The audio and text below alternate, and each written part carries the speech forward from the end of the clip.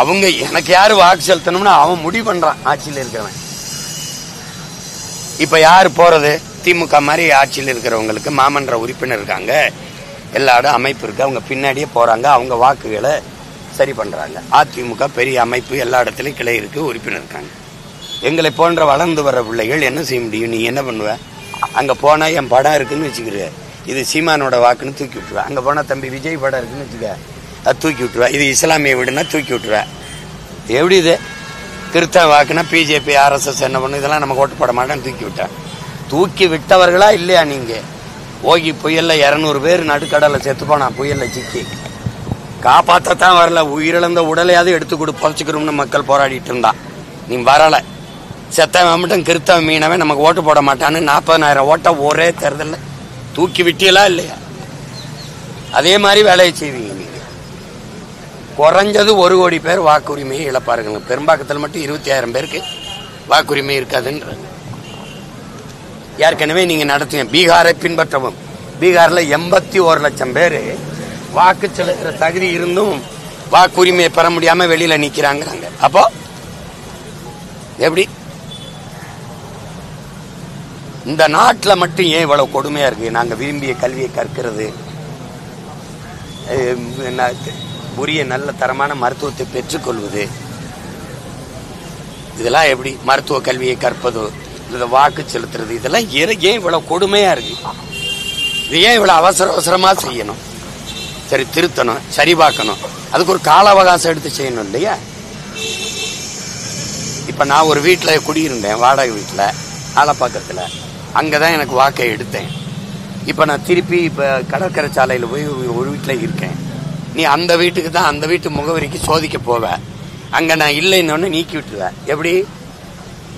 அப்படி எத்தனை லட்சம் வாக்காளர்கள் இந்த நாட்டில் இருப்பான். நீ எங்க அம்மாவுக்கு ஊருக்கு சோதிக்க போவ, மனுவை கொடுத்துருவ, இல்லை ஏதோ ஒன்று பண்ற. எங்க அம்மா நீ 3 நாள் வர, நீ வர நேரத்தில் இல்லை வயக்காட்டுக்கு போயிட்டாங்கன்னு வச்சுக்கிறீங்க, வாக்குலேருந்து தூக்கி விட்டுருவேன். இப்போ எனக்கு என் பெற்றோர்களின் வாக்கு இதை கேட்குறேன். எங்க அம்மாவும் எங்க அம்மாவையும் எங்க பாட்டி, எங்க அம்மாச்சி, எங்க தாத்தா இதை போய் எங்கே எடுத்துட்டு வரும்? அந்த உரிமை கொடுக்கணும். இதுதான் இப்படி. பீகார்ல எங்க அப்பா அம்மாவுக்கு ஓட்டு உரிமை இருந்தா நீங்க எடுத்துக்கலாங்கிற. எனக்கு 13 இதுல தகவலை தரணும்ன்ற. இதுல என்னது? இது கொடுமை பாருங்க. எல்லாத்துக்கும் ஆதாரம் தான் நீங்க. அடையாளமே, தேச அடையாளமே, இந்த நாட்டின் குடிமக்களுக்கான அடையாளமே ஆதார் தான் நீங்க. இப்ப அது ஆகாது, அது இன்வேலிடுன்றீங்க. அதெல்லாம் ஒண்ணும் இல்லைன்றீங்க. ஆதார் எடுத்தா தான் வங்கி கணக்கில் இணைக்கணும், இதுல இணைக்கணும், எல்லாத்துலயும் ஆதாரம் இணைக்கணும். நீங்க இப்ப ஆதாரம் ஒண்ணும் இல்லைன்னு.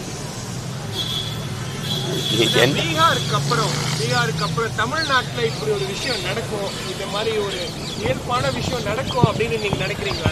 இந்த எஸ்ஆர் நோக்கி இல்ல என்ன நடக்குதுன்னே புரியல. இவங்க என்ன திட்டத்தில் இதை நடத்துறாங்கன்னு தெரியல. இது தனக்கு வேண்டிய வாக்காளர்களை வச்சு மீதி வாக்காளர்களை நீக்கி விடுவதை தவிர இதுல வேற என்ன நடக்கும்னு நினைக்கிறீங்க? உண்மையிலே மனச்சான்று படி இவர்கள் இந்த வாக்கு சரியான வாக்காளர், உரிய வாக்காளர்களுக்கு வாக்குரிமை இருக்கணும். ஒருவர் 2 இடத்துல செலுத்துறது அது தவறு. இறந்து விட்டவர்கள்லாம் அவங்க வாக்கு பலகெல்லாம் எடுக்கப்படாம இருக்கு. நாங்களே தேர்தல் ஆணையத்தில் முறையிட்டோம்.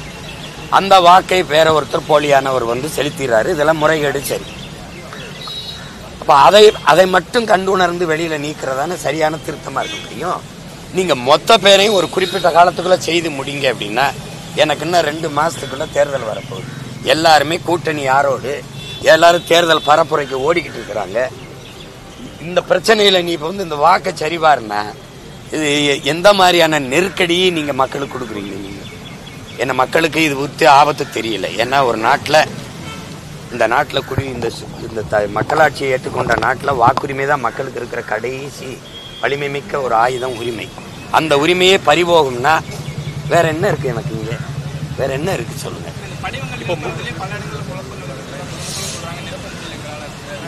குழப்பங்கள் இருக்குன்னு பொதுமக்கள் சொல்றாங்கன்னு இருக்காதீங்க. குழப்பமான ஒரு படிவம் அது.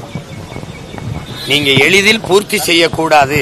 நான் ஏற்கனவே வாக்குரிமை பெற்று வச்சிருக்கேன்ல, செலுத்திருக்கேன்ல, அப்புறம் அதை எதுக்கு சோதிக்கிற? உனக்கு வேலை இல்லையா? உனக்கு வேலை இல்லையா? எனக்கு வேலை இருக்குல்ல. உனக்கு ஒரு வேலை இல்லைன்னா எனக்கு வேலை இருக்கு. நீ ஏன் இவ பதட்டமா வச்சுக்கிற? எதுக்கு வச்சுக்கிற? நீ பல முறை வாக்கு செலுத்திருக்கேன், எல்லாம் வச்சிருக்கேன். நீ குற்றவாளி யாருன்னு கண்டுபிடிக்கல, தவறு செய்யறவன் யாருன்னு கண்டுபிடிக்கல. எப்படி இது?